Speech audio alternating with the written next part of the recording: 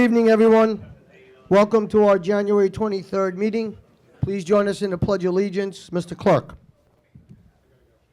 Pledge allegiance to the flag of the United States of America, and to the republic for which it stands, one nation, under God, indivisible, with liberty and justice for all. Roll call. Supervisor Wareheim. Here. Councilman McCarthy. Here. Councilwoman Noack. Here. Councilwoman Inzarello. Here. Councilman Lohman. Yeah. All right, we will start this evening sitting as Board of Water Commissioner, Deputy Clerk. On the Board of Water, we have the minutes approval for December 19 and 3 transfers between budget accounts. Councilman Lohman. Yes. Councilwoman Inzarello. Yes. Councilwoman Noack. Yes. Councilman McCarthy. Yes. Supervisor Wareheim. Yes. We'll reconvene as Town Board. On correspondence, we have the Greater Long Island Running Club and Elite Feats 15K run on Saturday, March 22nd from 9 to 11:15. And tonight we have 2 public hearings.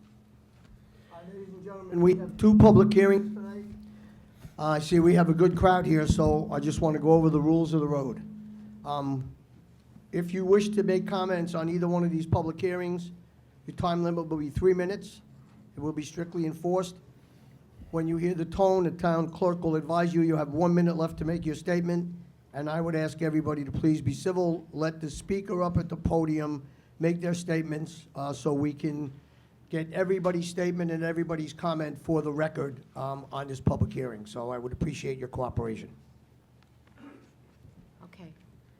The first public hearing is for the Town Board to consider proposed Local Law 1-2025, amendments to Chapter 324 of the Town Code, entitled Moratorium on Battery Energy Storage Systems in regard to the extension period.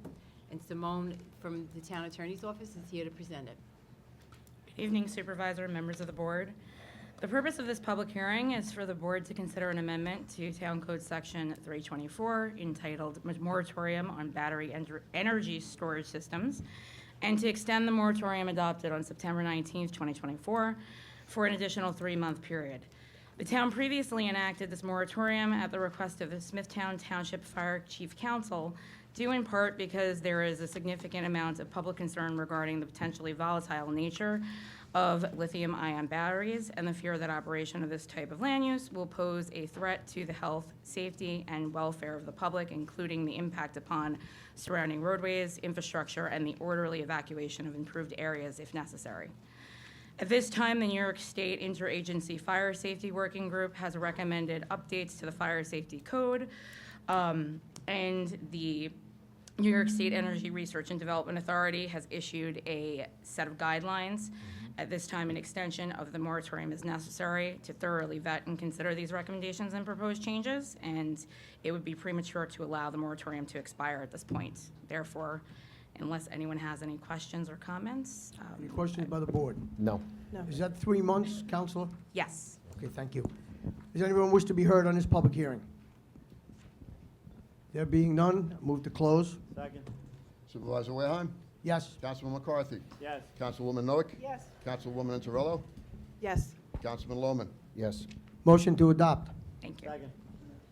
Supervisor Wareheim. Yes. Councilman McCarthy. Yes. Councilwoman Noack. Yes. Councilwoman Inzarello. Yes. Councilman Lohman. Yes. The second public hearing is to consider the adoption of the Kings Park Downtown Revitalization Master Plan, and Allison Murray from our Planning Department is here to describe it. Good evening, Supervisor, members of the Town Board. Allison Murray from the Town of Smithtown Planning Department. I'm also joined tonight, we have Peter Hans, the Town Planning Director, and David Barnes, the Director of Environment and Waterways, is here. And we're all available to answer any questions if you have any. I have a presentation that will probably take about 15 to 20 minutes, just to let the board and the public know. We're here today, as is required by New York State Town Law, for the board to hear comments as it considers the adoption of the Kings Park Downtown Revitalization Master Plan. The purpose of a master plan is to establish the community's vision, its goals and objectives for the future, and to guide the policies and actions of the local government. A master plan is similar to a comprehensive plan, but it focuses on a particular area. So the difference between this plan and what the board adopted in April of 2024 is that the comprehensive plan applied to the entirety of the town of Smithtown. This master plan would just be for the specific area of downtown Kings Park. It's important to note, though, that a master plan is not a development proposal. Also, adoption of the plan does not automatically implement any of the recommended measures. Rather, each measure would need to be considered on its own merit and implemented as the town board sees fit.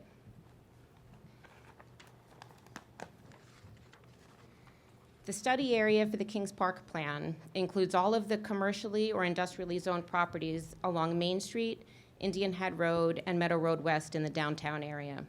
It extends from Park Avenue at the west to Pataky Street at the east and south to Staddle Drive. The boundary is roughly the same as the boundary of the new sewer district expansion area.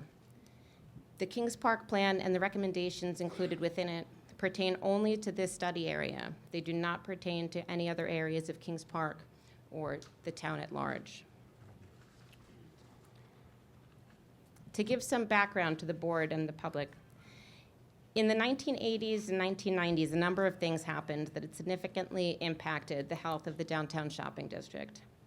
First, large shopping centers and malls had been constructed, which drew people away from the downtown for shopping. Second, the Kings Park Psychiatric Center had slowly been shutting down services. The number of employees dropped from roughly 1,000 in the 1950s to only a handful in the late 1990s. So the stream of employees that would have frequented the local lunch spots, retail establishments, and so forth had greatly diminished.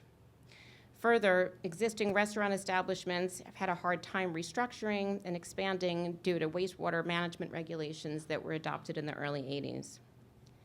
By the early 2000s, it had become clear that in order to change the trajectory of the downtown, there would need to be significant investment in infrastructure and downtown assets, as well as engagement with the business community.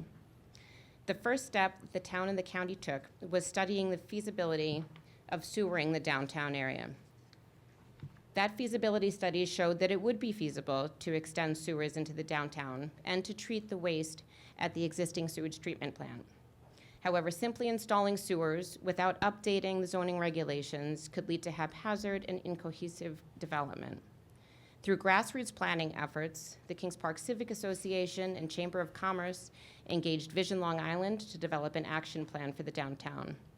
Simultaneously, the Suffolk County IDA commissioned the Regional Plan Association to undertake an opportunity analysis for the downtown. And it was roughly at this same time that the town also hired a consultant to conduct a market analysis, providing valuable insight as to the level of demand within the community for the various types of uses. Each of these initial planning studies involves public outreach and engagement. Vision Long Island conducted walking tours of Farmingdale Village and downtown Kings Park. They had approximately 300 residents participate in a visioning session in Charette.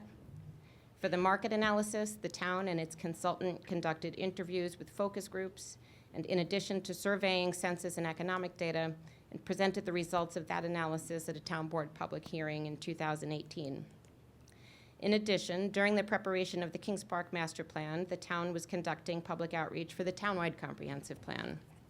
The Kings Park Community Workshop, which focused largely on the downtown area, had just over 100 attendees. We also launched an online questionnaire, which received about 100 responses from other Kings Park residents.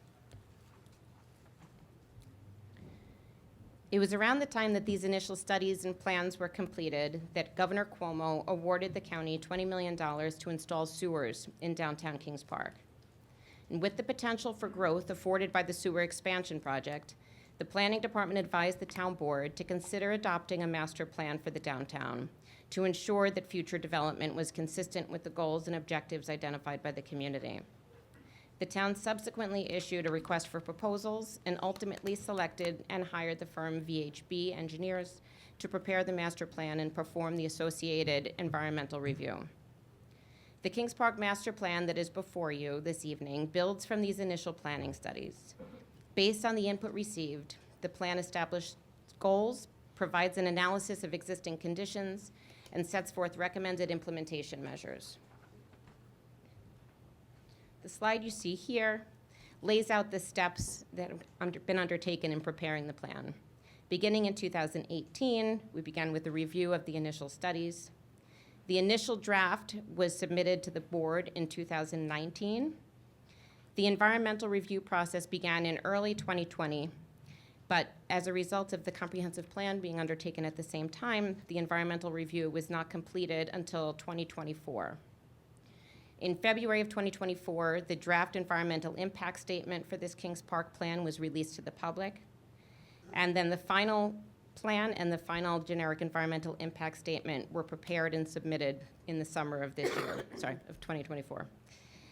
The town board adopted a secret findings statement in November of 2024. And that brings us to the point that we're at currently tonight, which is the town board public hearing to consider adoption. The next step, if the town board decides after hearing all comments, if they decide to adopt, the next step would be adoption of the plan. The goals that are in the plan are largely summarized from the initial planning studies and the public outreach that we had conducted. They are to improve economic and market conditions, improve traffic safety and reduce traffic congestion, enhance the appearance of the downtown, preserve the character of the downtown and surrounding residential neighborhoods, allow residential development to meet the needs of the community, and promote pedestrian and bicycle-friendly downtown environment.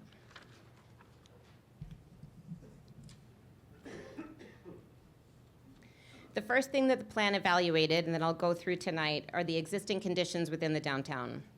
This includes land use and zoning, community facilities, visual and architectural resources, pedestrian infrastructure, traffic, and parking. From a zoning perspective, there's a mix of zoning in the downtown. All of Main Street, as well as the east side of Indian Head Road, are currently zoned central business, or CB. This is the area that's shown in red in the top picture. The TJ Maxx Key Food Shopping Center is zoned shopping center business. This is the same zoning category as the Smith Haven Mall and other large shopping centers in the town, and it's really intended for car-centric shopping opposed to downtown shopping. There is also about 3 acres of property on Meadow Road West that's currently zoned heavy industry. In terms of land use, there's a mix of small-scale retail, professional offices, personal service establishments, and community facilities. There are about 24 apartments above stores, as well as a handful of single and two-family residences. There are also industrial uses along the north side of Meadow Road West. The area surrounding the downtown consists of dense 1- and 2-family residences, as well as 3 multifamily developments nearby. It's the Meadows Townhouses, Kingswood Cooperative, and Martin Luther Terrace. According to Planning Department annual surveys, the vacancy rate over the past 10 years in the downtown has consistently remained at approximately 12% and is slightly worse on Main Street. Typically, a vacancy rate above 10% is an indicator of economic stress and is something that the plan seeks to address. Potentially the strongest asset of downtown Kings Park is its concentration of community facilities, which serve as anchors to the community. We have the library, fire department, and train station, all located at the eastern entrance to the downtown. Just north along Church Street are St. Joseph's Church and the RJO School. The downtown is also situated between 2 state parks, with Nissequogue River State Park and miles of hiking and biking trails, only a few minutes' walk from the center of the downtown. The architecture throughout the downtown is quite varied. In the historic core, which is primarily between Renwick and Indian Head Road, consists of early 20th century buildings. The majority are 2 to 2.5 stories. The storefronts are close to the sidewalk. There's little separation between the buildings, and there's minimal or no on-site parking. The western portion of the downtown is considerably newer, with mostly 1-story structures built in the 1960s or later. These buildings have varied setbacks, varied architectural types, and facade materials. Indian Head Road has a mix of traditional downtown buildings, residences that were converted to businesses, and shopping centers. In terms of pedestrian accommodations, although there are sidewalks throughout the downtown, there are obstacles and unsafe conditions to pedestrians as well. This slide demonstrates or shows the locations where we have narrow sidewalks. There are difficult mid-block crossings and a wide crossing at Main Street and Church. And here you see the narrow sidewalks in two of these pictures, further obstructed in some places by signs and utility poles. We also have the particularly long crossing between Church Street and Main Street that you see in the middle picture. For traffic and transportation conditions, the primary roadways within the downtown are Main Street, Indian Head Road, and Pulaski Road. All three are under the jurisdiction of either New York State or Suffolk County, not the town. This creates complexity in managing the roadways. Main Street is one lane each way with parking on both sides. The narrowest and slowest section is the core of the downtown between Pulaski Road and Indian Head Road. However, the slow speed is somewhat beneficial for pedestrian safety. Indian Head Road ranges from 1 to 2 lanes in each direction. Traffic moves relatively well along Indian Head with the exception of when the railroad crossing gates are down for passing trains. One identified issue is that there's little traffic calming at the gateways to the downtown, with traffic moving at quick speeds from all approaches. One of the items brought up consistently from the community was the lack of parking in the downtown. What we found, however, was not necessarily that there was a shortage of parking overall, but rather that the majority of the parking is located in the eastern portion of the downtown. You can see from the picture on the bottom left that the green is public parking lots, and the yellow is private parking lots, and the vast majority is located in the central and eastern portion of the downtown. The western area, however, is served mostly by private, separate, and smaller lots. The town recently constructed a 23-stall parking lot on Pulaski Road, which you also see in this picture, and that partially satisfies the demand, but there are other measures that should also be considered. In addition to the parking lots, there are also roughly 120 on-street parking stalls throughout the downtown. They have varying degrees of time restrictions, but there are roughly 120. The plan includes recommended measures that the town would be responsible for implementing. However, it also identifies actions that other entities, such as the local civic associations, Chamber of Commerce, and others could take as well. For the purposes of this public hearing, which is to consider whether the board should adopt the plan, I focused this presentation not just on the recommendations that the town would have jurisdiction over. However, if anybody has questions on the other recommendations, feel free to ask and I can answer. The first set of recommendations pertain to zoning. The plan recommends adopting a new zoning framework for the downtown area. There would be 3 zoning districts. It's the Kings Park Core, which is in the center red. The Kings Park transition areas, which would be, they're shown in blue. They're at the ends of the downtown, at the east end, the west end, and along the east side of Indian Head Road. And the Kings Park transit-oriented development zone, which would be along Meadow Road West, the shopping center area.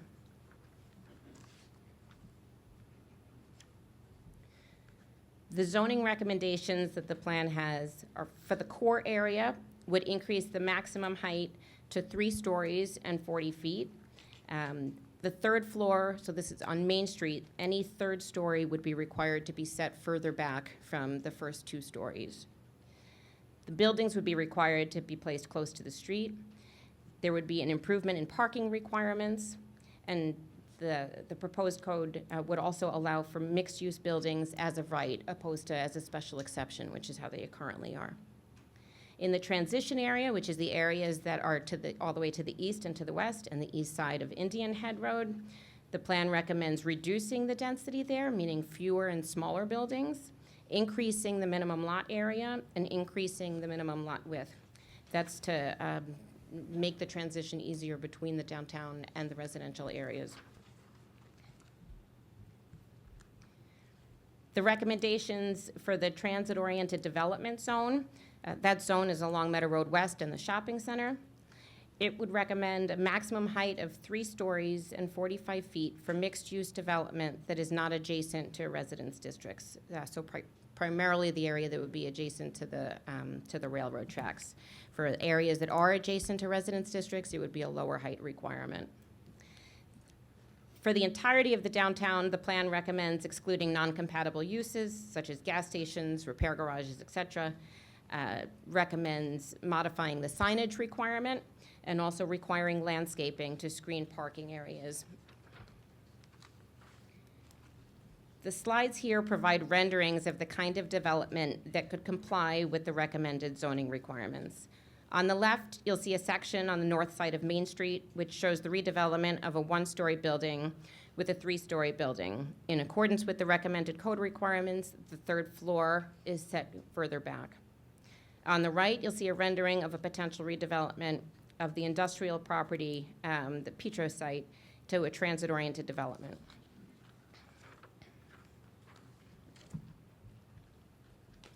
To improve the architectural and visual character of the downtown, the plan recommends adopting design guidelines for new construction and renovations. Draft design guidelines are included as an appendix to the master plan, which the board has, and any members of the public. It's also available on the town's website. The draft guidelines address items such as massing, building orientation, building elements, facade materials, signage, and landscaping. And in order to encourage these building upgrades, the plan recommends implementing a facade improvement program that could partially subsidize costs. The plan also includes recommendations aimed at reinforcing the downtown identity. These include such things as organizing events to attract visitors and promote the use of public spaces, to repurpose underutilized commuter parking lots, to explore the creation of a business improvement district, and to implement uniform street signage.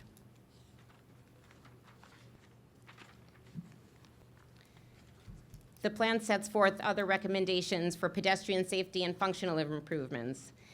These include improved street crossings using different paving and crosswalk flags, implementing bulb outs and widening sidewalks to reduce the distance crossing to create a more pedestrian-friendly crossing, removing curb cuts and exploring shared parking opportunities that combine private parking lots and make them more widely available to patrons. It also reduces the number of breaks in the sidewalks.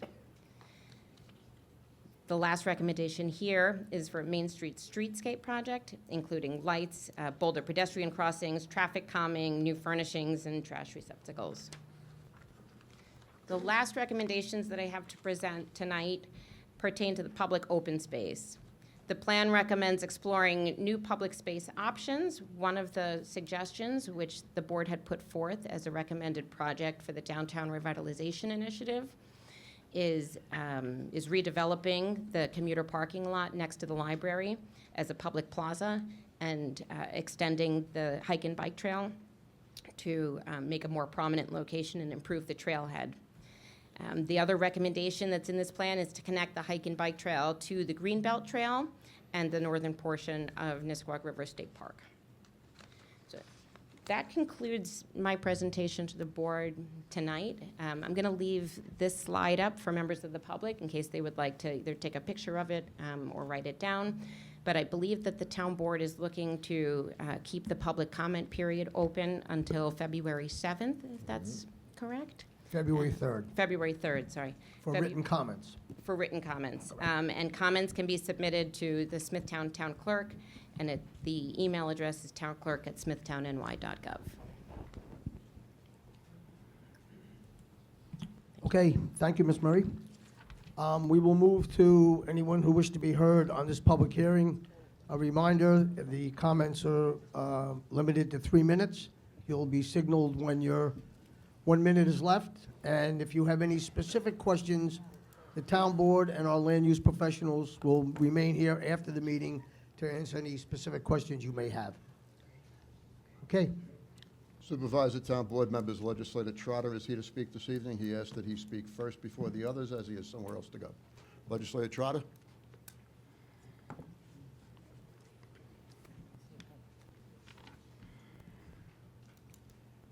Hello, and thank you for the courtesy. Appreciate it. I agree with almost everything you saw tonight. Almost everything except density. Density. That's what I'm concerned with.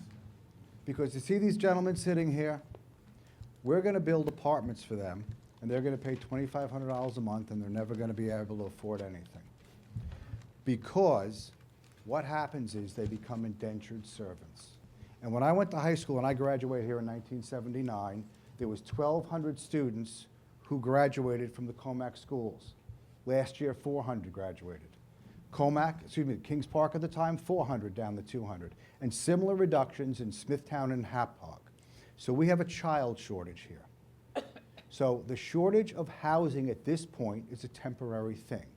So when we're going to build, let's say, a 50-unit apartment building in the parking lot of a hardware store with underground parking, that benefits none of these people here. Not a single one, except maybe 2 or 3 in the back, on the side. I am not against building. I want you to work. I want you to buy a condo or a house. I do not want overdevelopment of the town. I think what they should do, adopt the plan, lower the status to what the variances were. Keep the variances that are in place so we reduce the density. Now, I stood here with Mike Fitzpatrick, the senator, the town supervisor, and half the people on the board when Governor Hochul was going to mandate that we build around town train stations. You know what her mandate was? 15 units per acre. What's proposed in Kings Park is the equivalent of 150 per acre. They want to build 50 on a third of an acre. That's too dense. And recently, I guess the town board 1 minute. included something where we could do underground parking. When I hear of underground parking, I think of Queens. I think of something that is going to smash people in and set precedent. So what I'm saying to you today is, you were against what Governor Hochul wanted to do, and it's 10 times less what this gives the ability for the town to do. I'm just asking you to reduce the density. There's no reason it should be that dense, and we should eliminate underground parking, because guess what? I want open space. If you get to propose 50 units on 2.5 acres down the road, and if some of them were condos, at least half of them, you got me 100%. I'm on board. But I'm not going to sit by and watch the town of Smithtown overall get overdeveloped. I don't think anybody on this board wants that either. So thank you very much for your time. Thank you, people. Mike Alberg. Mike Alberg. A-L-B-E-R-G, if I'm not pronouncing it properly.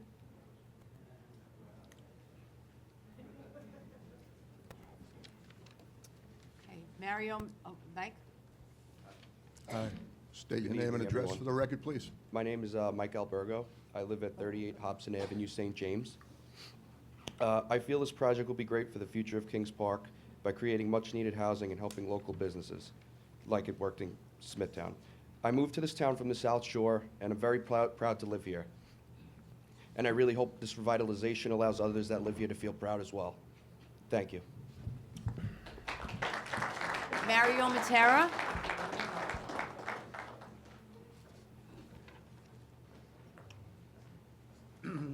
Good evening, everybody. How's everybody doing?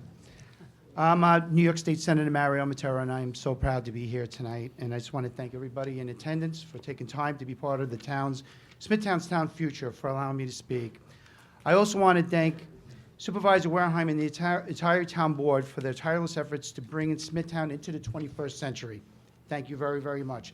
Because the last 7 years, what this board has done, commendable. Everybody should applaud right now what this board has done. It is just the truth. Along with the excellent town staff, continually working to access grant money and to allow us to reach the point that we are here today. You know, just watching that, this is something so, so important that you watched. In other words, it's a master plan looking into the future. Not that it's going to happen. It could be changed anytime. And this board, I know what you guys want to do. I know what the plans are for this town of Smithtown. It's not going to be Queens. Underground parking, I will take the legislator at any time. I'll take him to any projects, especially going to Farmingdale and the Lindenhurst Village. That's what you need to do. You need to be educated to show what we have. We're not going to build Queens. That is just ridiculous to even bring that up. to increase business opportunities, to bring restaurants. Restaurants are the driving force for all other retail stores. Then we can have a thriving downtown hamlet. You heard what happened. Look what's happening right now. Kings Park is in dire straits right now for development, for the right development. So we could have that foot traffic. We could have the residents of Kings Park could go leave and enjoy the beautiful hamlet. I'm also glad to hear tonight, obviously we have our community, but I'm glad to see all of our construction union trades. Thank you so much for being here tonight for the discussion. Worked very, very hard 1 to minute. build our community the right way. And you know what? There are town of Kings Park and Smithtown residents here tonight. So if I have somebody in the audience that thinks that, in other words, that they're not residents, that is not true. These men and women build Long Island. You know, we got money from Congressman LaLota to help with infrastructure, funded from New York State to install sewers in Smithtown, St. James, and yes, Kings Park. The money in Kings Park and Smithtown was at risk, expiring. But thanks to the efforts involved, including our Assemblyman Mike Fitzpatrick and myself at a state level, we protected it and to bring back the sewers in our local business districts. Sewers are not the sexiest topic, but the most important topic. That is true. And just last year, the town applied and was awarded $10 million for a DRI funding. I commend you again for putting that application in and to make sure that you receive $10 million. Thank you so much. That is good government. Thank you, So, Senator. excuse me, I have another 3 minutes, they said. We know you do, but. I know I You do. do. All I'm just going to say, just in closing, thank you so much. Thank you for caring about this community. You're doing a great job. Assemblyman Fitzpatrick and myself will be here to help in any way we can. Thank you. God bless. Michael Fitzpatrick?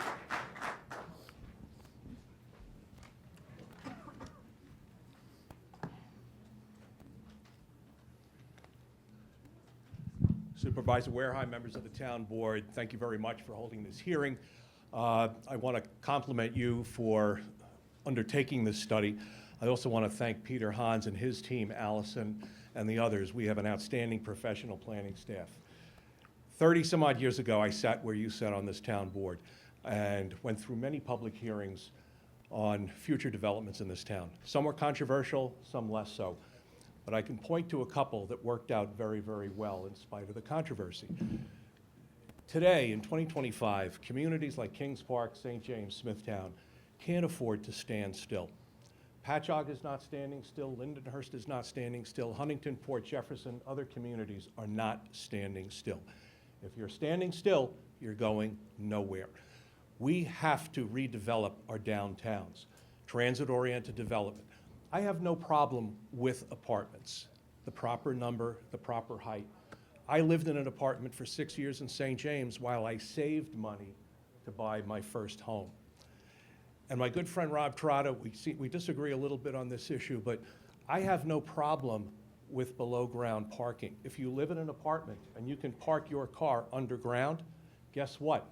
In cold weather, in snowy weather, it's a lot easier to start your car and keep your... So, in my view, it would enhance the value of apartment construction in the hamlet of Kings Park or St. James or anywhere else. In closing, we need to move forward. If you're going to revitalize a downtown area today, you have to do it with people. I remember when my father took me to the Smithtown Sports Shop to buy my first baseball glove when I signed up for Little League. That store is no longer there because the Smith Haven Mall was created in 1968. And then you bought your glove at Herman's World of Sporting Goods. The mall decimated the downtown. It was a new shopping concept. Living patterns were changing. Now, after the pandemic, work patterns and living patterns have changed. Amazon has changed everything. I'll be the first to raise my hand. I use it. I love Amazon. It's convenient. It's efficient. It allows me to spend my time doing other things than running from store to do shopping.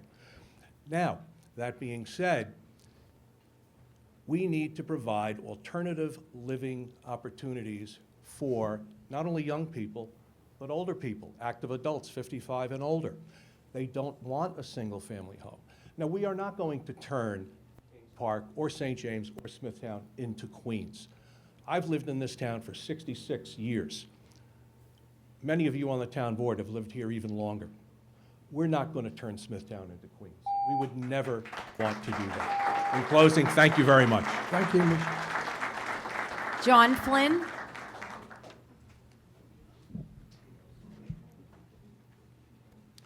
State your name and address for the record, please. John Flynn, 8 Main Street. I'm a local business owner, building owner in town.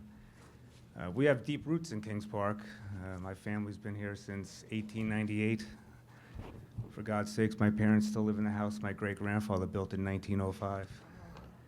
We are 100% in favor of the downtown revitalization. There's quite a few reasons. One of them I mentioned a few months ago. My niece, who graduated college, got a good job. Her and her fiance just moved down to Babylon Village in an apartment down the street from Lily Flanagan's. They enjoy it down there. They're having fun down there, but we lost a good person to the South Shore. These young professionals should be coming back to our town, and maybe they'll rent for a few years, save some money, and then they'll buy a house. So I'm in favor of all the apartments that we're gonna be hopefully building in the next year or so. Also, I've heard some people complain that maybe 3 stories is too high in Kings Park. Now, if you walk up and down Main Street, there are quite a few buildings that are 3 stories already. We got 44 Main Street, Sullivan and Keogh, fully occupied. 4 Main Street is a fully sprinklered building, 3 stories, fully occupied. 61 East Main Street, 3 stories, fully sprinklered building, fully occupied. I think Main Street Financials, 3 stories, fully occupied. I believe Village Plaza is 3 stories, fully occupied. So we can go on and on about how many buildings are 3 stories and fully occupied. So I don't want us to get away from 3 stories will be okay in Main Street. We can make it work. So again, the Flynn family is 100% behind the downtown revitalization, and that's all. Thank you. Mike Rosato? Mike Rosato?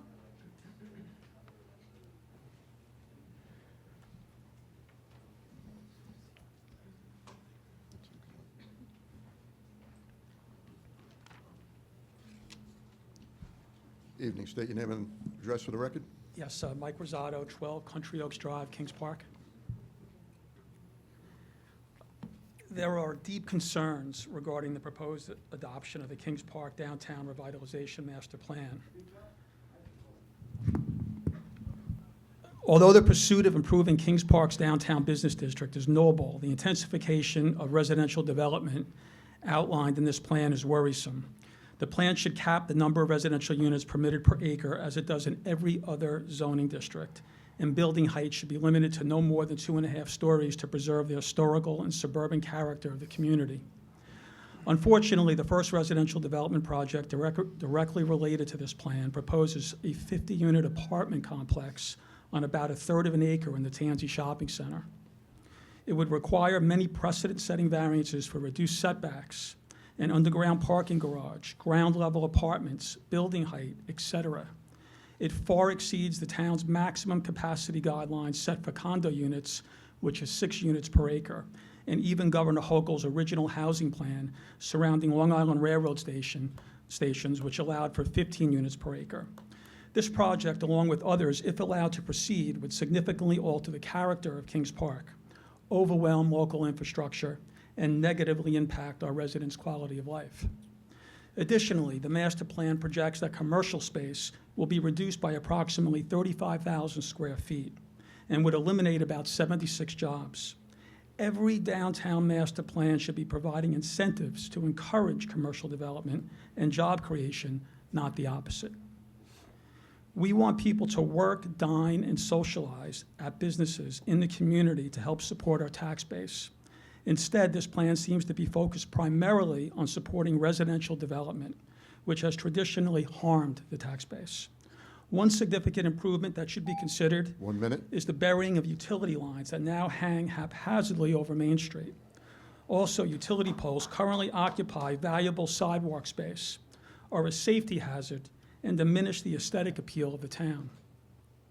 It is also recommended that the town add turning lanes and improve traffic signaling at the major intersections throughout the area. These proposed improvements could be funded with the $10 million state grant the town recently won to support these types of incentives. As a representative of the area's taxpayers and voters, I hope you and the town board will take these considerations seriously. It is important that the voices of our residents are heard and respected during the decision-making process and to ensure the Kings Park Downtown Revitalization Master Plan benefits everyone in the community, not just a handful of landowners and developers. Thank you. Thank you. Kevin Mr. Smith? Rosado, just a point of clarification. The moving of the utility poles and lines off of Main Street is under consideration as well. I don't think you heard it in. Yes, but you're proposing to move them instead of bury them, and I think bury them is the appropriate. Well, the reason they were not going to get buried is because PSE&G refused to do that.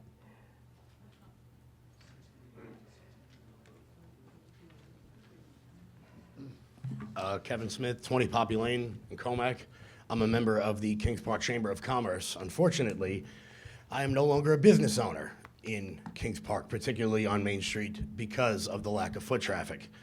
I grew up in Comac. I went to high school in Comac, and just over the last 5 or 6 years, I've seen improvements on Main Street in Smithtown and in St. James, and Kings Park desperately needs that. I'm sure, like many of the people that I grew up with, you know, they want to spend money in their own communities. They want to go to restaurants. They want to go to good bars. Instead, when I was in my 20s, I went to Babylon and I went to Patchogue. But over the last 5 or 6 years, so many of the people I grew up with have told me that they are now spending their money in bars and restaurants on Main Street in Smithtown. So I just want to thank you guys for keeping young people in the community for a little bit longer. Now, another way to keep people in the community a little bit longer is by not letting them leave in the first place. You know, a house in the town of Smithtown is pretty expensive. And I'm sure these young guys, even though they've got great jobs, can't afford $250,000 down payment. However, they can afford to live in an apartment. They can stay near their parents. They can begin to save. And that's why I'm standing up in support of this master plan, because we need to keep our residents here in this town, because too many of them are fleeing. I'm sure many people around here know 50, 60 people in their 20s and 30s who started their lives in North Carolina, in Tennessee, and in Florida, simply because there's nowhere to live. There's nowhere to live. And it was my dream. It was the American dream. I had a storefront on a downtown Main Street, and I had to close, simply because nobody walks around. You go to Babylon Village, you go to any of these other downtowns, it's bustling all day, all night, rain, wind, shine, it doesn't matter. Kings Park seems to be the one that is missing. And I can't wait to see what happens next with Kings Park. Now, we've heard a lot about Queensification, which isn't a word, but we've heard a lot about this. And I can tell you, I was born in Queens, I still have family in Queens. The smallest building in Queens is 3 stories. The smallest. As far as underground parking, if any of you have ever been on the Cross Island Parkway when it rains and that thing floods, I doubt there's as much underground parking as some people would like to say. Moreover, just to the town board, I want you guys to know this. I've made a pretty good living on social media and using social media, using that as a platform to call out nefarious people who lie to the public.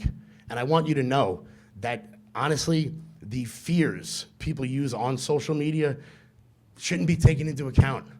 Honestly, it's horrifying what people will say and do when they're not in the same room as somebody. It's terrifying. And I just want to end with this. Once again, guys, thank you all so much for helping to build up this town since you all took over. Like I said, in my early 20s, we fled. We went to Babylon, and we went to Rockville Center. Somebody was saying before, everybody's on the South Shore, and I can't wait to see everybody coming back. Thank you guys so much. Tony Tanzi? State your name and address for the record, please. Tony Tanzi, 16 Brand Street, Kings Park, New York. Mr. Supervisor, members of the town board, thank you so much, A, for what you've done, B, for what you are doing for not just Kings Park, but our community as a whole.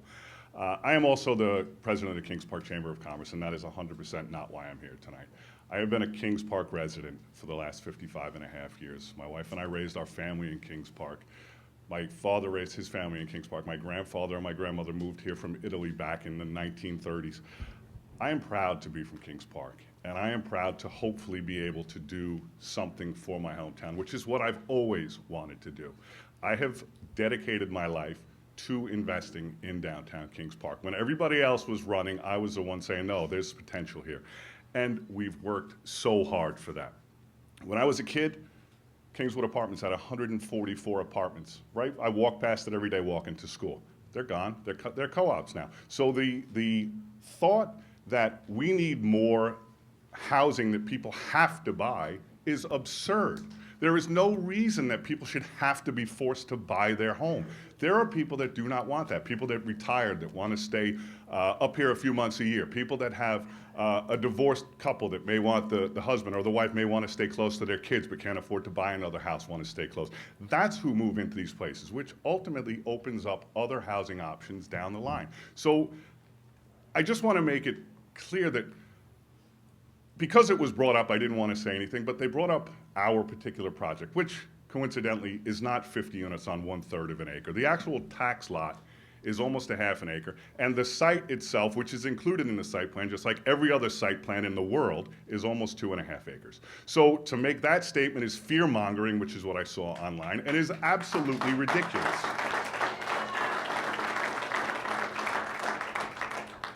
Like I said, I'm proud to do what I have to do for our township, as I always have done. I am not going anywhere. I am staying in this town, and I will be proud to stay in this town.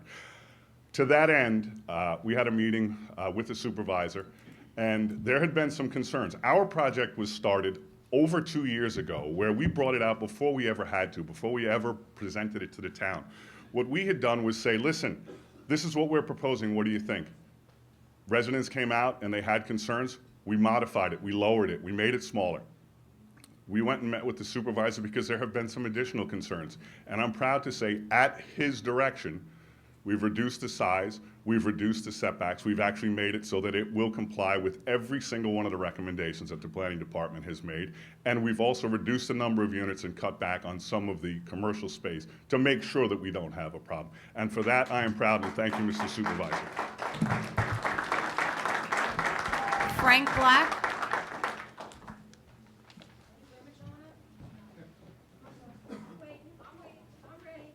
State your name and address for the record, please. Frank Black, 14 Stengel Place, Smithtown, New York.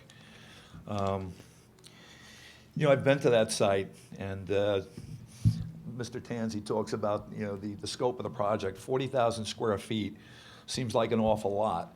I mean, to me, it looks like you're trying to fit 10 pounds of poop in a 5-pound bag. Going to change the setback as well from 15 feet to 10 feet. Again, it just seems a little too tight. I agree with Mr. Trotta. I mean, certainly something needs to be done, but 3 stories just sounds like overkill to me. And if anybody's been to that site, they'll see it's really tight there. The numbers, I don't know, the numbers to me sound skewed, but I think that has to be considered. Maybe 2 stories would be more appropriate. But anyway, that's really my take. So, but I think a scaled-down project would be more suitable for the area. It's my feeling. So, okay. Thank you. Thank you. Thanks, Mr. Supervisor. Natalie Weinstein.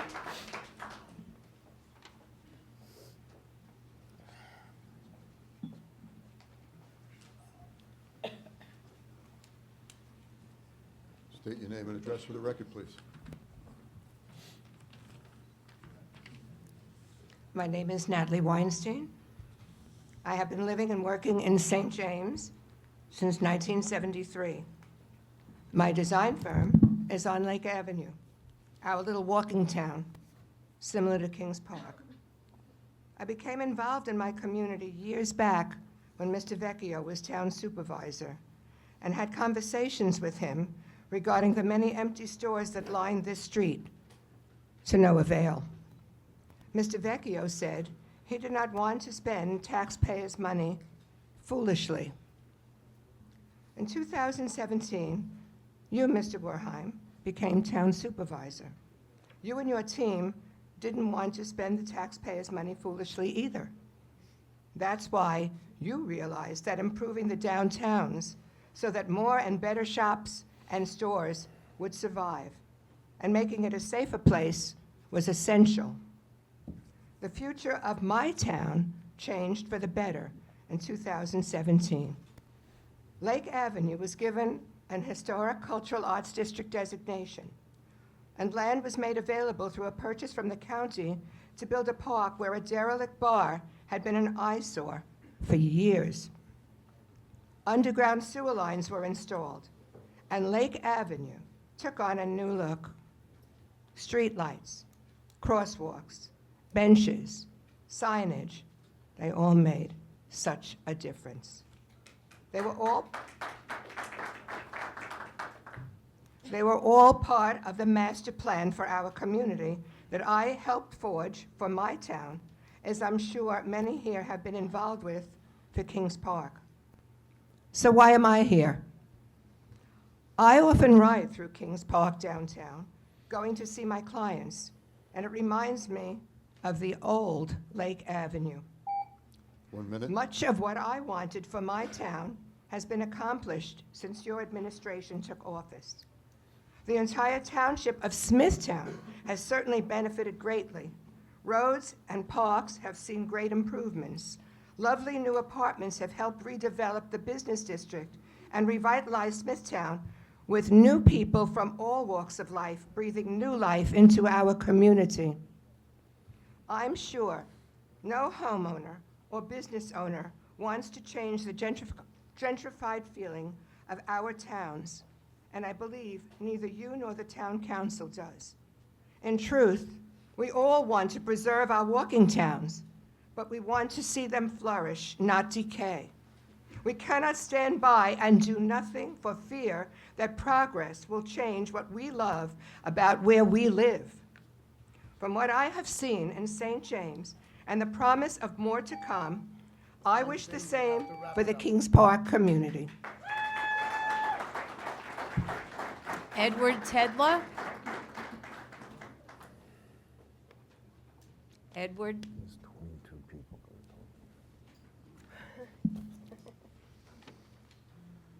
State your name and address for the record, please. Edward Tedler. Good evening, Town Board. I live at 2123 Fifth Avenue, Ronkonkoma, New York. I am here to speak tonight on the infrastructure revitalization for Kings Park. Creating a walkable downtown in the hamlet of Kings Park not only enhances the charm and accessibility of our community, but also generates meaningful employment opportunities for local tradesmen. From construction to local business development, this initiative ensures that Kings Park growth directly supports the hardworking individuals and families who call this community home. Consistent work on downtown projects, such as this one, provides a reliable income source for workers, which turn contributes to overall economic stability in our area. These opportunities not only support our families, but also contribute directly to the area's economy. When we go on jobs, we eat, shop, and spend locally, ensuring that much of our expendable incomes flows back into our community where we work. It is a cycle of support that strengthens the local economy and benefits everyone. Many of us will return on weekends with friends and family as we are deeply proud of the work we've completed. Thank you, Town Board, for your vision in this project. John Nobes.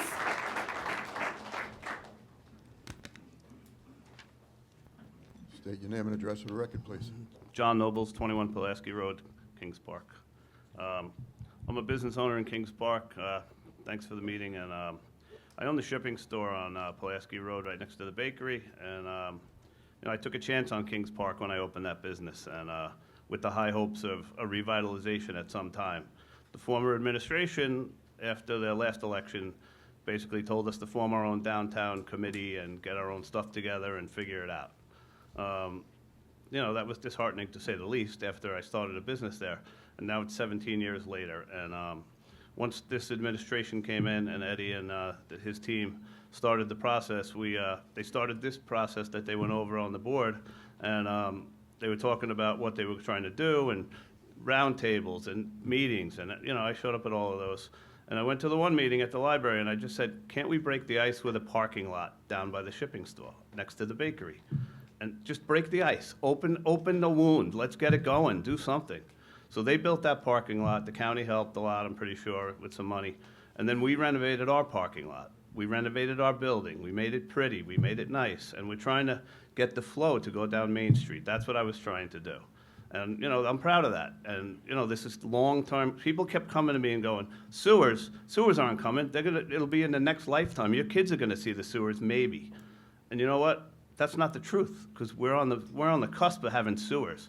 I drive around Smithtown, I see the parks. I told the supervisor at the chamber meeting yesterday that the parks in Smithtown are the most beautiful parks in Long Island.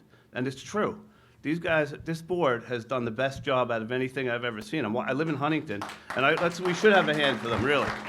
I live in Northport Village, and I have a business there as well. I'm expanding to Comac next. And I'm all in Smithtown because the board is on board. I'm not going to I opened a business in Huntington. I closed it in 3 months because it was not working out over there. Nobody was support. It was just crazy. It's a different place over there. 1 minute. Smithtown, they got you back. It's like nothing I've ever seen in business. I've been in business for 35 years. They got you back. They're doing it right. They're doing it clean. There's none of the investigations going on the town board like in Huntington right now.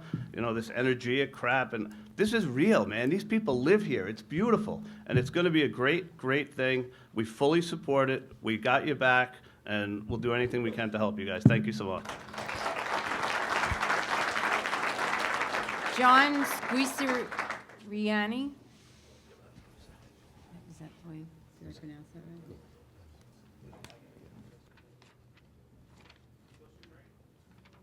John? John Squicciir. It's Joe. It's Joe. Sorry. State your name and address for the record, please. Good evening, Supervisor and Town Board members. My name is Joe Squiccirini. I reside at 147 Bishop Lane, Holbrook, New York. I am the Suffolk County Business Agent for Plumbers Local 200. I represent 1,100 hardworking members and their families.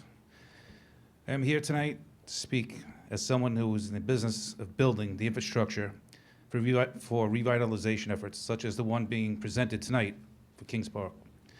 The downtown Kings Park Master Plan will continue to stimulate the local economy and provide benefits that will be felt by labor, residents, and businesses alike.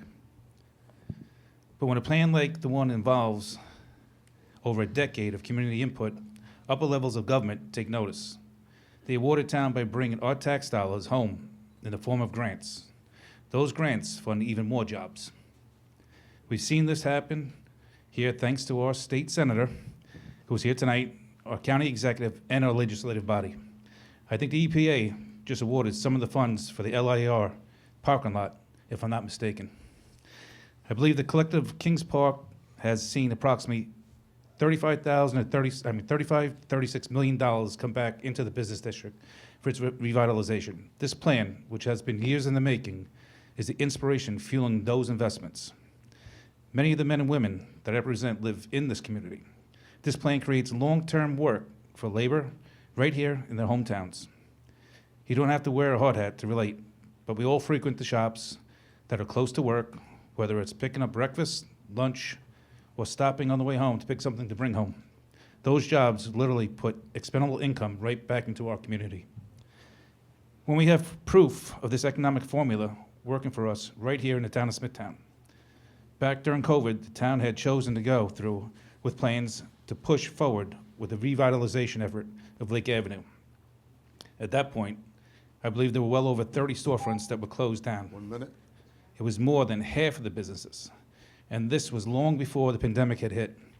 Many of the men and women who worked on that job kept the business alive during construction. We ate breakfast, we ate lunch and dinner at the area restaurants.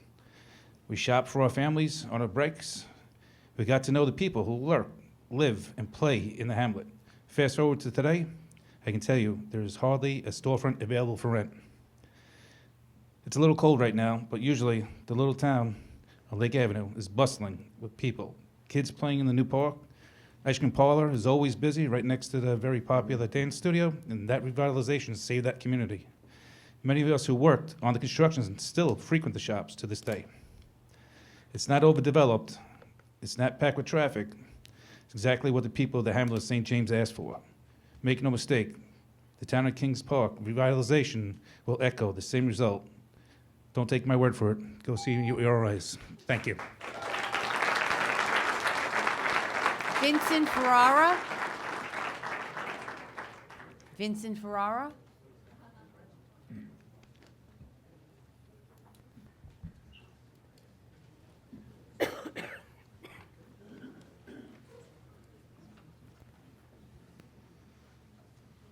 Please state your name and address for the record. It's Vincent Ferrara, 7 Glen Road, Kings Park, New York. I've been a resident of this town my whole life, and my family's been here for over 100 years. We've had our families here, we have our kids here, but I'm not sure after all these years, we've been hearing about this downtown revitalization, but it seems that every time we come to all these meetings, all we're talking about is rezoning, apartments, and housing trying to be crammed into the town. I like a lot of what we heard tonight, which I haven't heard before, but I still don't understand how the apartments and bringing more people are going to fix and revitalize Main Street. Like this whole master plan is good. It was sold to everyone it was all about a few people and some corporations increasing the value of their property and trying to utilize every square inch to maximize their profit and bottom line. We're not just talking about apartments in a hardware store parking lot. Whatever decisions, laws, or rule changes this board makes sets a precedent for any property within the revitalization area. We're talking about changing the landscape of the whole town. What needs to be done is to spend half the effort put into trying to build apartments and actually work on our Main Street downtown revitalization.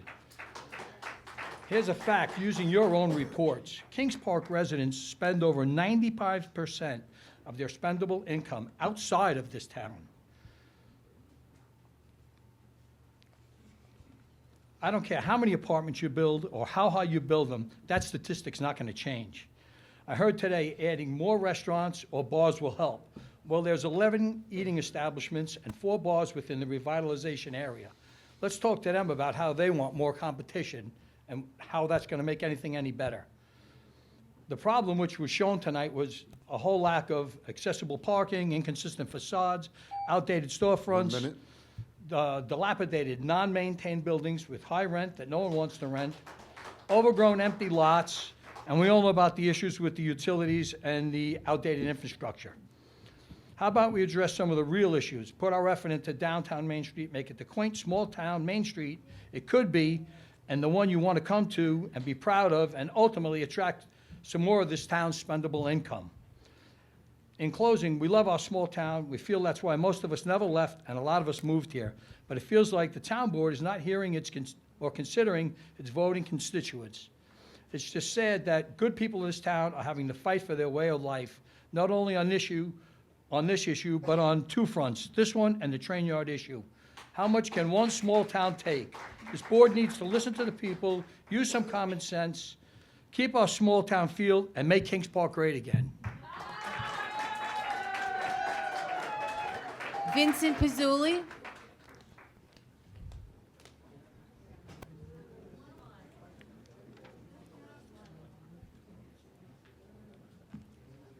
Please state your name and address for the record. Vincent Pizzuli, 17 Daniels Way, Brightwaters, New York.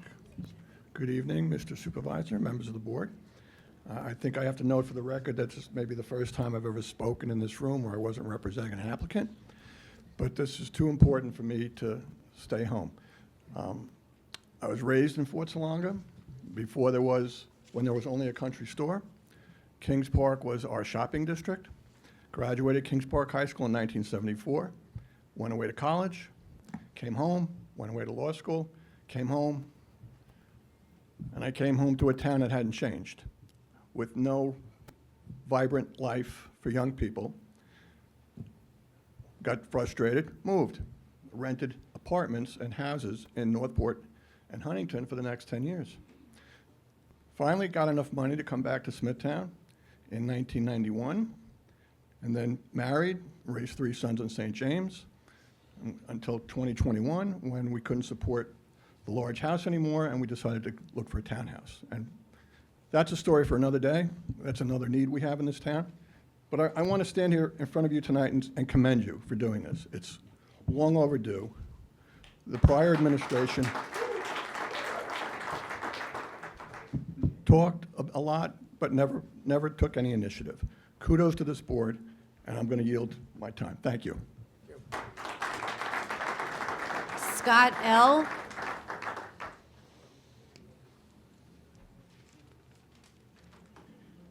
Please state your name and address for the record. Scott L., 25 Woodland Lane, Smithtown. Good evening, Town Board. My name is Scott, and I've been a resident here in Smithtown for the past 26 years, and I'm here to discuss the revitalization of downtown Kings Park. This project offers many opportunities for myself and those alike to have a chance to be able to start a family of their own in the town that they grew up in. With its close proximity to public transportation, it makes for an ideal place for somebody in my shoes to live. After completion, there would also be more local employment opportunities for those who choose to call this area home. I appreciate being given the opportunity to speak tonight. Thank you for your time. Linda Henninger.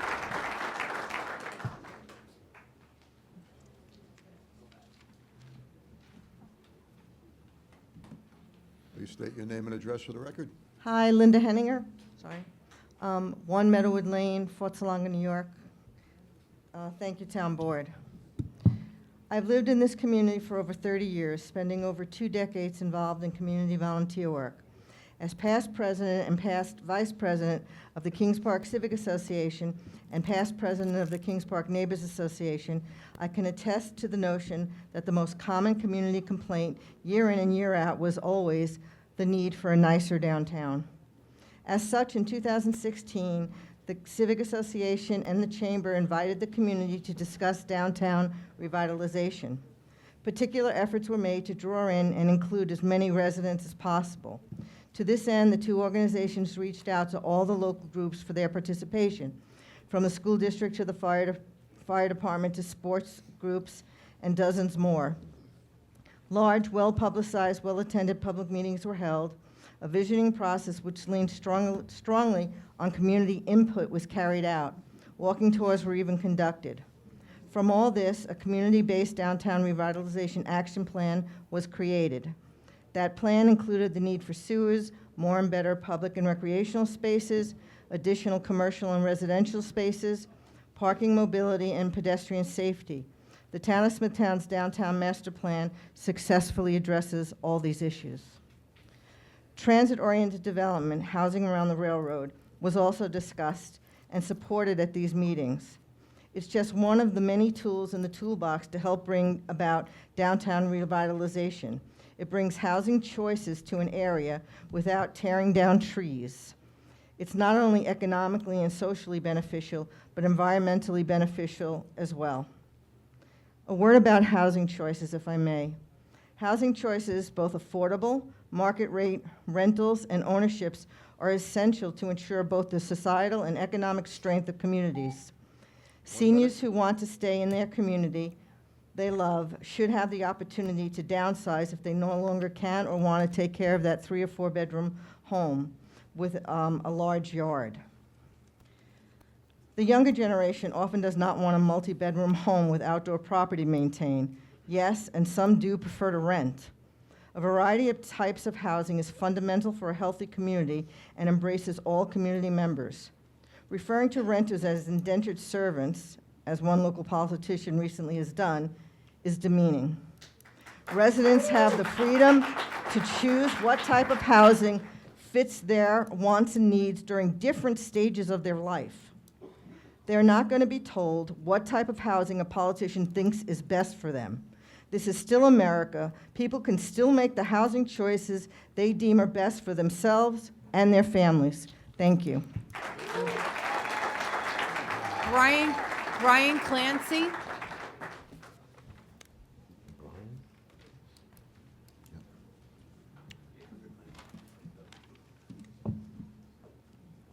Please state your name and address for the record. Brian Clancy, 168 Avenue B, Kings Park. I'm a local realtor in Kings Park. I sell I'm not the biggest realtor in Kings Park. I sell a couple of houses a year.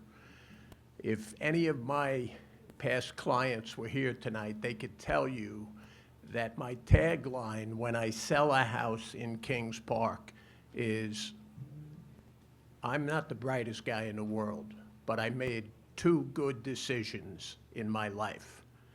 I married a good woman, and I chose to raise my family in Kings Park. I'm here 30 years, and I love this town. I've been selling houses here for the past 22 years. My second point is this word Queensification. I'm going to ask very sincerely that none of the ensuing speakers use that word. Because you know what, folks? As a real estate agent, if I told a prospective buyer in Kings Park that they don't have to worry, the town board in Smithtown will never let Kings Park look like Queens, I'd be on the cover of Newsday the next day, and my license would be revoked the following day. Okay? I'm not questioning anybody's intent in using that word, but it's at least underlyingly racist. And please stop saying that.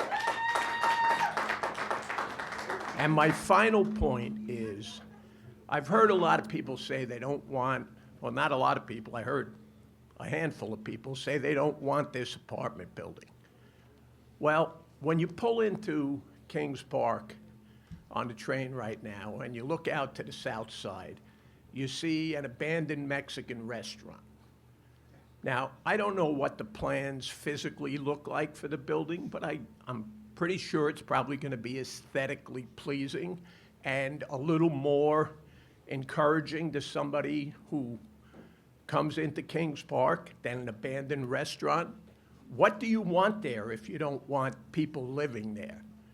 You know, I grew up in Hicksville. You know what Hicksville has on the north side of the railroad tracks? Next time you go into the city, take a look. There's an asphalt recycling plant. Maybe that's a good idea. You know, if you turn down this housing, look into that. That might be good for tax dollars. It's ridiculous. What does Westbury have? You know, I know the whole line into the city from Hicksville. That's where I grew up. Westbury, all junkyards. Maybe that's a good alternative. I don't know. But an apartment building doesn't sound crazy to me. Thank you. Diane Motherway.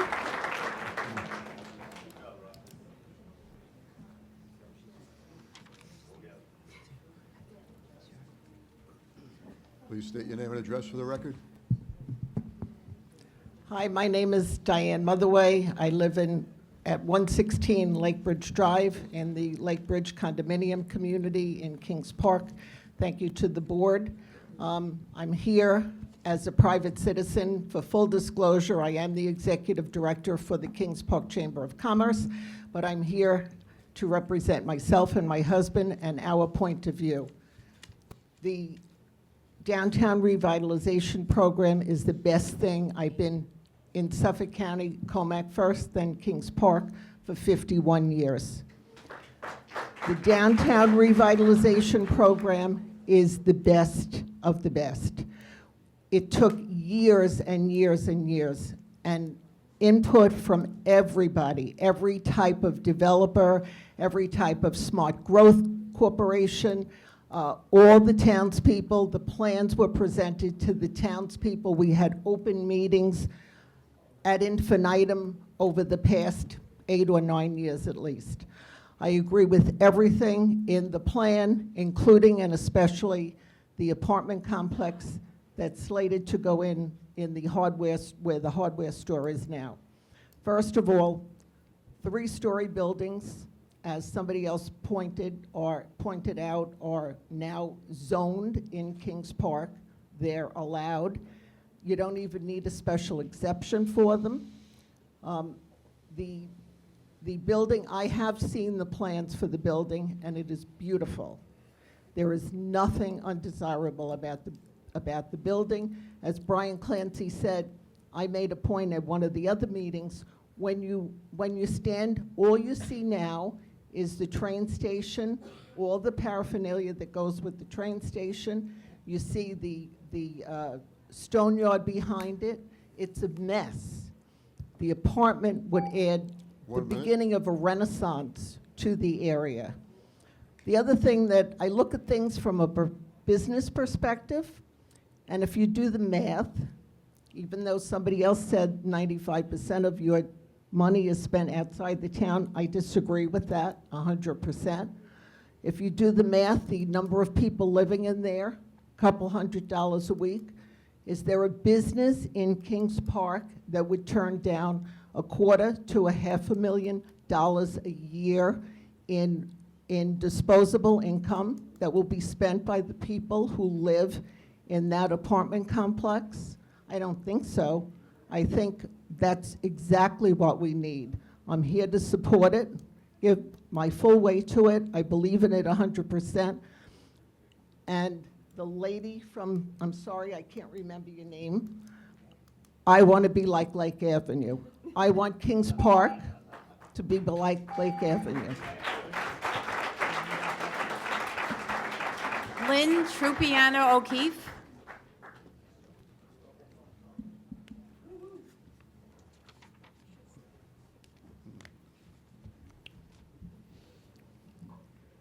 Please state your name and address for the record. Hi, Lynn Trupiano O'Keefe, 2 Mountain Laurel Lane, and I'm in Kings Park. Thank you very much for all your time spent on all the revitalization meetings. It's been quite interesting. I am so happy that this is being done in our town. I'm just really absolutely flabbergasted that it took 60 years, but I'm glad that it's finally getting done. I don't think there's one person in Kings Park that doesn't want to see this happen. We want to see it happen. We're just scared of overbuilding. We just don't want it to get overcrowded. I think everybody can understand that. And apartments are great. You know, my daughter's looking for one right now in Queens. And parking's absolutely atrocious. Very expensive. How much will these apartments be? Does anybody know? Because I know Smithtown apartments are like $3,500 for a 1-bedroom. How many of you could afford a $3,500 apartment building? Can you? Ma'am, excuse me, you got to Okay. address the board. Okay, so anyway, that's all. So I think that's the only thing people are nervous about. And, you know, we don't have to fight about it. I think everybody really wants it to look beautiful. We're hoping that it stays beautiful. We're hoping that these people who are getting the revitalization funds are able to keep it looking nice, because when you drive through, I'm here 57 years, it's looked the same. Nobody's done anything. So I'm praying that, you know, it works out. But if we set a precedent and change the zoning laws, I think it could be the demise of all the little small towns around in Suffolk County. So please just think about that. We're not against apartments. We're not against living quarters for older people or younger people, although I don't know how the younger people are going to save for a house when you're paying $3,500 for a 1-bedroom apartment. 1 minute. So that's really, just please keep that in your minds, that we just don't want the zoning changes. We don't want overbuilding. And just another thing, just remember what happened in Stony Brook and what happened in Port Jeff with the flooding. With that once, hopefully in a decade storm. There was one other thing, and I'm blanking out, I'm sorry. I guess that's it, my time is almost up. Right, anyway. I'm really sorry to waste your time like this, because I just had a fleeting thought. However, I just, that, and oh gosh, I wish I could remember what it was. But anyway, thank you very much, and thank you for your time. We appreciate it. Janet Dwyer.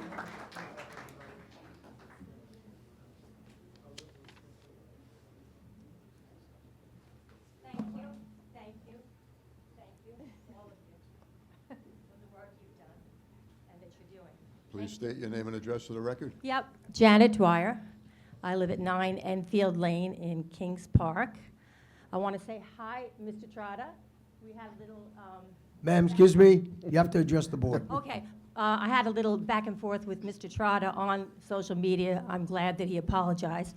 So that's done, but I don't like the fear-mongering or the queenification commentary. I agree, it's sort of racist dog whistling, and I don't like it.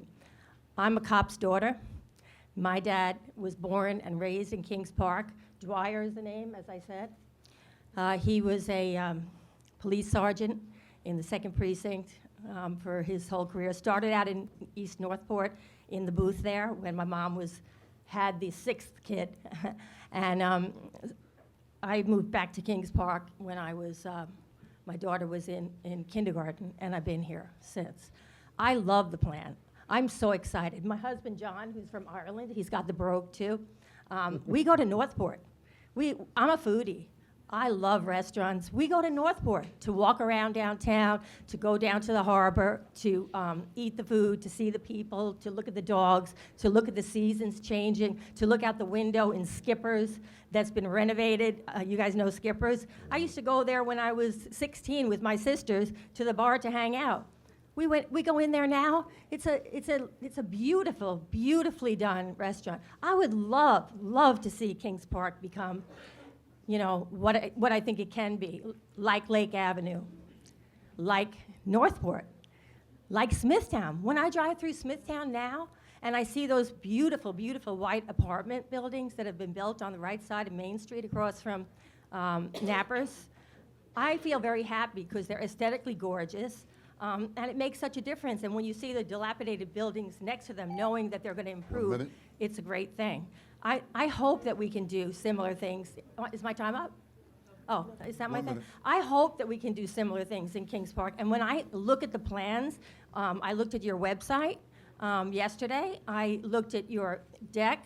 I looked at all of the proposals, and I cannot believe the detail, the careful planning that I see, and now I hear how many years it's been in the works. The signage, the signs, just making Kings Park look pretty.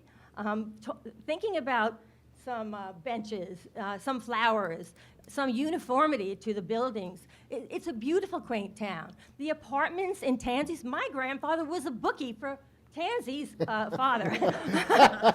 I've been around Tansy's. He also, that was only on the side. But hey, he loved the horses. What can I tell you? He was obsessed with the horse. And so was Tansy. So, you know, I used to go in the hardware store, the butcher store. Your time is up. Anyway, great job. That's all I can say. Bravo! Hector Gavillo? Hector Gavilla? Who? Oh, okay.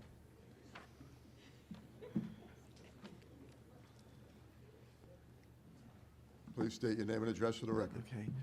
Hector Gavia, 12 Village Way, Smithtown. Okay, so my name is Hector Gavia, and I'm a real estate broker. I've been in the business for over 21 years. Most of the plan that I saw tonight, it looks really great, and there's no question that that area has to be revitalized.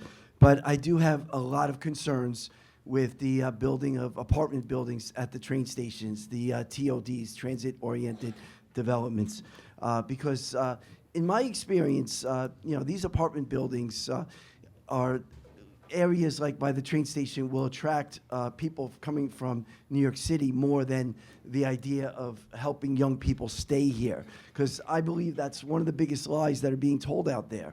And I'm just telling you this from 21 years of experience of renting apartments to people, selling homes. We seem to have no trouble finding buyers to buy homes. These prices keep going up. And the truth is, not everyone can afford homes. There's very little we can do about that, okay? And it's not that I'm being heartless, but it's just a fact. So when you build these apartment buildings near the train stations, you're going to have new neighbors. The only results that you get from these apartment buildings is just increasing traffic and increasing population. So I'm very concerned about high-density building in general throughout Long Island. And I see these apartment buildings popping up everywhere. I also speak from experience that I have a daughter who's 24, getting married in 3 months. She moved to Texas. Now, yes, I miss her, but it's a much lower cost of living. She's thriving, doing very, very well. She makes more money than me. And her husband are going to be able to buy a home there or wherever they decide to live.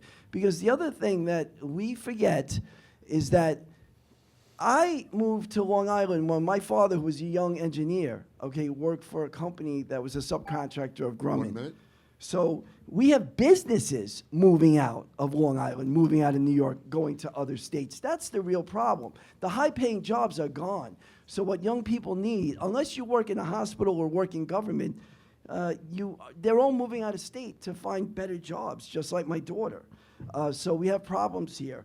You know, the construction guys, I visited where my daughter lives. You know, there's a lot of construction guys here. I will tell all of them that there's plenty of jobs there because plenty of corporations are moving and they're building these buildings and they need construction down there. So there's a lot of opportunity. It's no different than our ancestors that moved from Europe to come to America, and no different than the frontiersmen who went out west.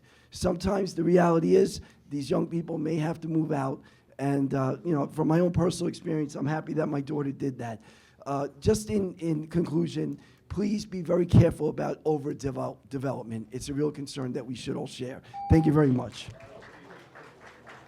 Paul Corolla.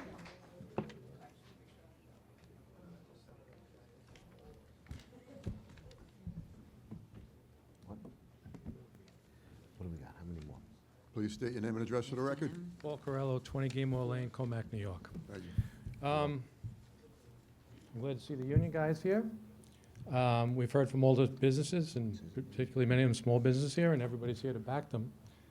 Except I'd like some promises, and I know no one's going to make a promise, about all these jobs going to be union? Are they? Is every one of these owners, business owners, going to do their jobs union? Also, I don't believe there's any apartments on Lake Avenue in St. James. So that's probably why it really seems to have worked out quite beautifully. There are? Thank you. Thank you very much. Joseph Bianco.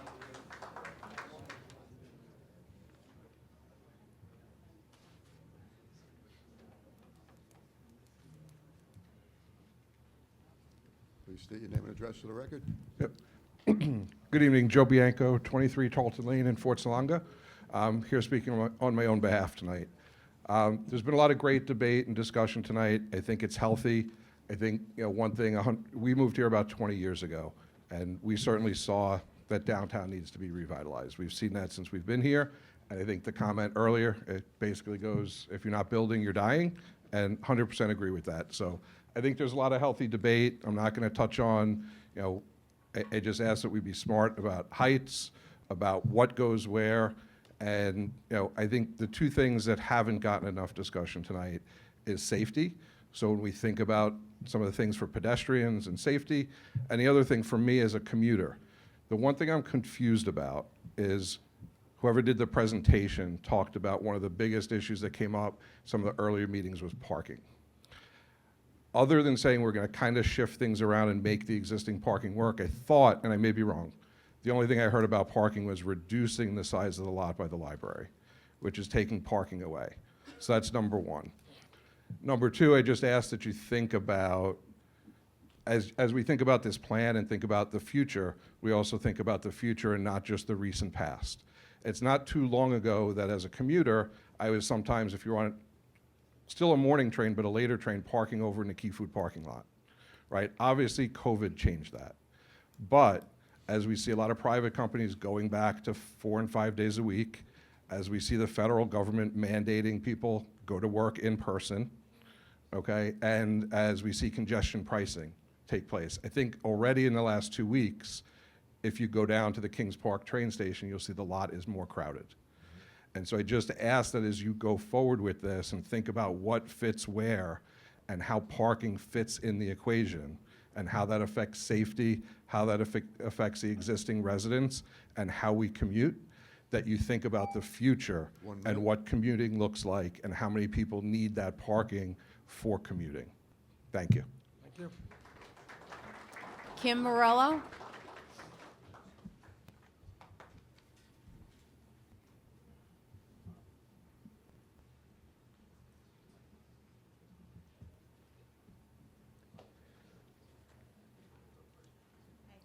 Please state your name and address for the record. My name is Kim Murillo, and address 27 Magellan Avenue. So I basically live across the street from all the chaos being discussed. My main concern is that I have a husband with a physical handicap. I can't get him into town because of the condition of the streets and the lack of handicap accessibility. I frequent the town very often. I walk all over the place. You guys have probably seen me everywhere. I can't take him with me because we can't get him around with a walker or a wheelchair. My next concern is I'm okay with revitalizing the town. It needs it. Would love to bury the lines. I would love to make it look prettier. And I would love a town green, actually, but parking is a problem. I can't take him to restaurants there because I can't get him on the sidewalks, then I can't have nowhere to park. So we go to other towns if we go out. I don't understand, and this is where I really can't wrap my head around it, is how building more apartments is going to revitalize the town. I don't understand how creating apartments that, I have kids between 25 and 29, 3 kids. None of them can afford that, and they have very good jobs. My 29-year-old is living with 3 people to try to make ends meet. My middle one lives with her boyfriend so that they can make an apartment work. And my son and his fiance are actually just purchased a house to avoid the whole, but they work multiple jobs to do that. And I'm very proud of them for being able to do that. But 1 minute. I just don't understand how putting more apartments is going to revitalize the town. We need things to do. We need reasons for the kids to stay and want to be proud of their town. I've been here over 52 years at this point, and I want to stay here, but I'm starting to shake my head and say, why? Thank you. Joanne Varello.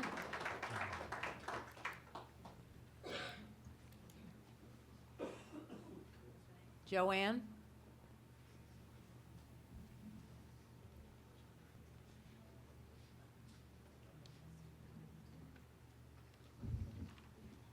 Please state your name and address for the record. Joanne Borello, 9 Wildflower Drive in Kings Park. Okay, I had no intention on speaking tonight, but after listening to the proposal presented, I'm compelled to offer my input. The project plan is exciting. It's the first time I've seen it laid out like that, so for that I was really glad that I was here tonight. I've been in Kings Park for 30 years, and the deterioration of Kings Park is a reality. So while I'm excited about the revitalization in Kings Park, I do object to the proposal for the high-density housing on the west side of Meadow Road, which I believe you're calling the transportation zone. I'm surprised that as the town embarks on one of the first multi-unit, or I believe is one of the first multi-unit housing projects, they do it in a way that the density level goes beyond what even Hochul would recommend. So while these proposed changes for Kings Park are really exciting and a long time coming, the proposal for high-density housing units really scares me. There's talk about whether or not that's 1/3 of an acre or 1/2 of an acre or an acre. I go there at least twice a week on my way to the dry cleaner, and all I know is that that is a small parcel of land. So the idea that there could be 50 units on that property is a little scary. A prior speaker spoke about the improvements in Kings Park, in St. James, and I couldn't agree with it more. The hamlet looks beautiful, and those changes have really transformed that area. But I don't believe that that transformation, that revitalization of that area included an apartment complex. So just want to say that it's a shame for a plan that looks so strong that they're taking on, this piece with the apartment complex, where it seems like there's a lot of folks here that have strong objections to that. 1 minute. Thank you. Are you finished? Yeah. Just to clarify, a couple statements made tonight about St. James no apartments. The reason you haven't seen any application apartments in St. James is strictly because the sewer main in the road, but they won't be hooked up until the end of 2026 because the plant that they're going to be connected to, the county is upgrading as we speak. So once those sewers are energized, like Kings Park will be in February, you will see some applications, and we will control it the same way we're going to control downtown business district everywhere. Well, it'll be interesting to see if the town feels as positively, about that project when the apartments come into play. Thank you. Joseph Esposito.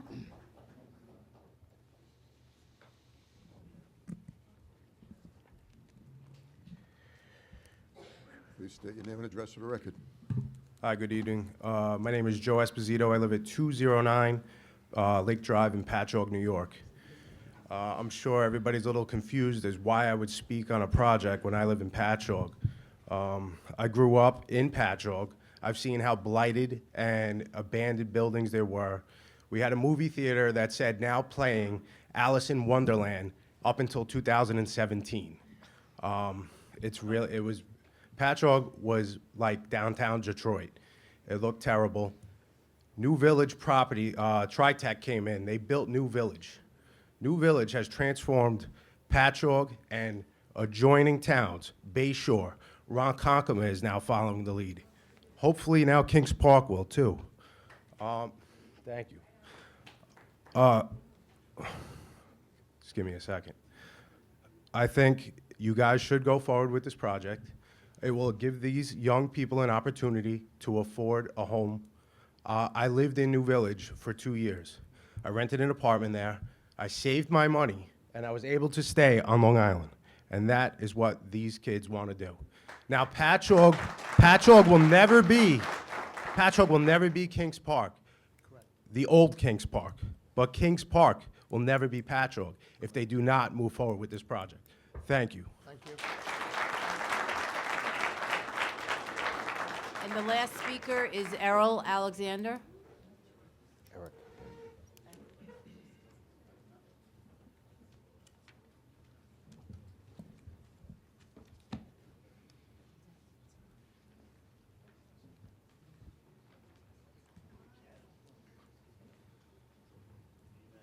Please state your name and address for the record. Sure. Eric Alexander, 164 Main Street, Northport.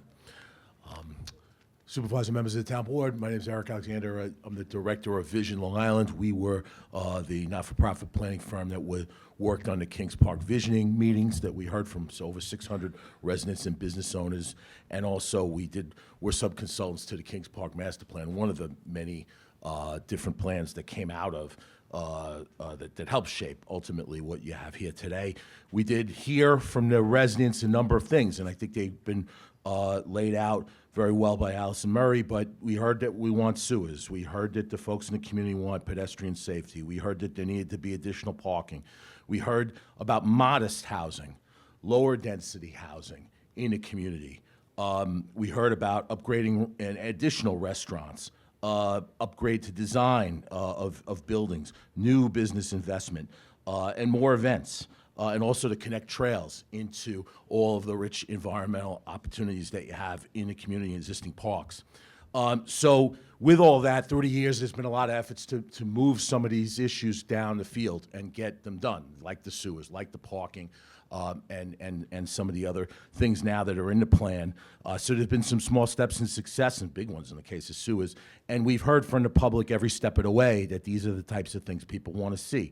Now, with the housing issue, there's been some misunderstanding. I know everyone on this board and 200 elected officials have been against housing mandates from Albany, Governor Hochul's agenda for mandating, and it's, again, for Western Suffolk, it's 35 units to the acre, not 15. That's for Eastern Suffolk. That was their plans. Those plans were defeated. We're all fighting against that. We don't want to see any of that back. These types of plans in the master plan for housing, for modest housing, were planned before any ideas from the state. So just to make that clear. 1 minute. Lastly, we found housing in different downtowns across Long Island having very negative impact, minimal negative impact at all. 3 kids per 100 units on average as far as school district, tax positive. These park themselves, and they invest the people that they're shoppers downtown to all the local businesses. I know of a couple business owners here tonight that are looking, one to expand their business, one to open a new business, and that's the type of thing we heard from the community. And downtowns across Long Island want to see their small businesses thrive. And that's a real constant theme that we hear again and again and again. There's a symbiotic relationship between housing growth and the downtown. Again, modest growth. And I'll say this, I guess 15 seconds. But this plan is the lowest density downtown plan that we've seen in all the different downtown plans across Long Island. So this is not overdevelopment as far as when you see how many units will actually get built out in this relatively small area. But it will help the small businesses. And we can show where that is, and we'll take tours of you to different downtowns across Long Island. Thank you.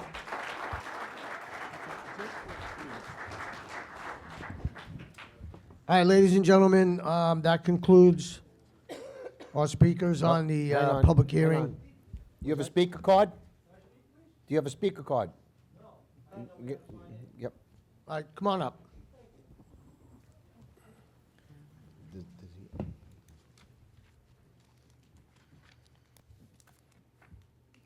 Please state your name and address Hi, for the my record. name's Bill Pelizian, longtime resident in Kings Park. I've been in town for 60 years plus, raised my family here, et cetera. I've gone to many of the DRI meetings, the public meetings that they had. And the last one they had, they took votes on the projects that they were going to push forward for recommendation. There was one project that was voted down unanimously. Every council member voted it down, and then with the input of the 3 state representatives, they said, well, you're going to have to put in bigger bids to get this thing to go through. So after their input, they then voted in the project they voted down unanimously, they then voted in. That particular project is to put a 3-story unit on Main Street, Kings Park, and most of it is apartments.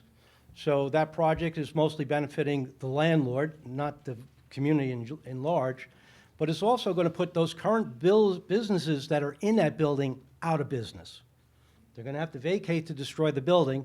So in reference to getting our economy going, we're actually putting businesses out of business. Also at one of the meetings, those DRI meetings, the state suggested that they anticipate the public increase of population to be 405 people. That was their numbers in 1 square block. That is absolutely the definition of high-density housing.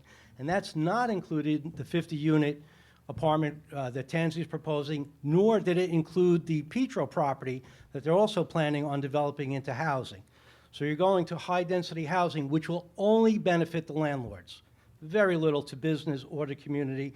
It'll drive up our school taxes over time with more population.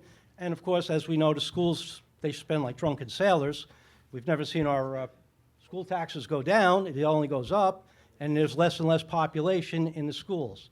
So my recommendation as a concerned citizen is to keep the public housing sector down as much as possible and revitalize the business opportunity, which may help our town move forward, but apartments are not going to do that. Thank you.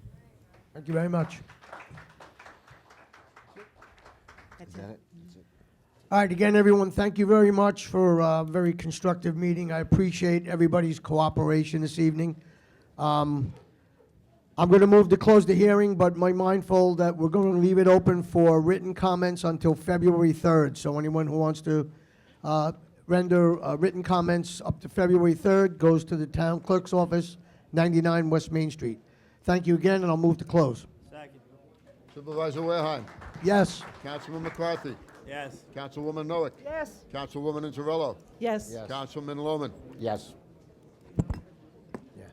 All right, we're going to take a 5-minute recess while we clear the room because we have the rest of the agenda to go. Thank you again, everyone, for attending. All right, ladies and gentlemen, we will reconvene and begin to continue with the agenda. Deputy Clerk.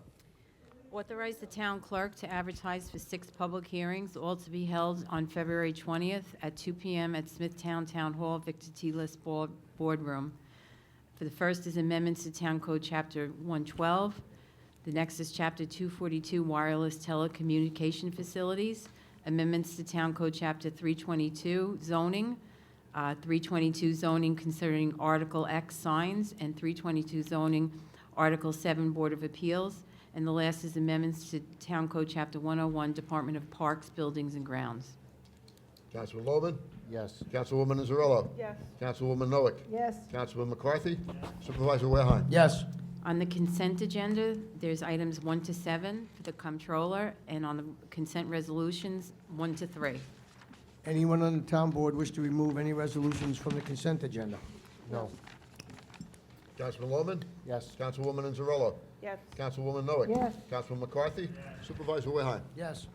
Authorize the town clerk to advertise for the following bids: 25-1 bearings, sprockets, and chain, 2 automotive rebuilding services, 8 polyethylene bags, 11 athletic field clay, 14 the print the annual recreation guide, and 16 removal processing of curbside recyclable material from MSF.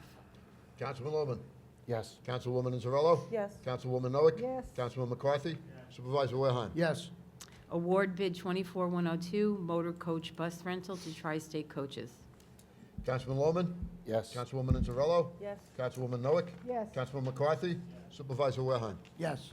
The town board to approve the following: the 2025 procurement policy, renewal of OpenGov asset management subscription with SHI Government Solutions, an agreement with Kane Exterminating for pest management services, an agreement to engage with Bonatti and Company for professional consulting services for GASB 87 implementation assistant, an agreement with Munistat Services to provide municipal advisory services for 2025, Keen and Bean retainer agreement, a ratification of the town controller's execution of a natural gas fixed pricing agreement with NRG Business Marketing, the town board to appoint Patricia Manzi as vice chairman of the Conservation Advisory Board, and to appoint Anthony Bolello as member of the Conservation Advisory Board. Approve the amendment to the agreement with RTP Environmental Associates regarding reporting air emissions to the New York State Department of Environment and Conservation. Adopt Local Law 225, Chapter 152, a prohibition of illicit discharges and connections to the Town of Smithtown Municipal Separate Storm Sewer System. And adopt Local Law 325, amendments to Chapter 135, the Smithtown Animal Shelter and Adoption Center. Councilman Loman? Yes. Councilwoman Azarello? Yes. Councilwoman Noack? Yes. Councilman McCarthy? Supervisor Wareheim? Yes. Authorize the acceptance of a donation on behalf of the animal shelter from Doreen Nicotra for $50, Joanne and Nicholas Ciara for $50, Kenneth and Paula Rybacki for $100, and Patricia and Ron Denenzo in honor of Nicole and Janet for $25. Accept a donation on behalf of the animal shelter from Ura Blaufarb for $200. The town board to authorize acceptance of the grant award with the United States Department of Energy in the amount of $163,460, and authorize the supervisor to sign any and all necessary documents. And the town board to accept proposal from Hayduck Engineering related to professional services for engineering-related plans to Gibbon Park. Councilman Loman? Yes. Councilwoman Azarello? Yes. Councilwoman Noack? Yes. Councilman McCarthy? Supervisor Wareheim? Yes. Authorize the supervisor to execute the following resolutions on a form approved by the town attorney.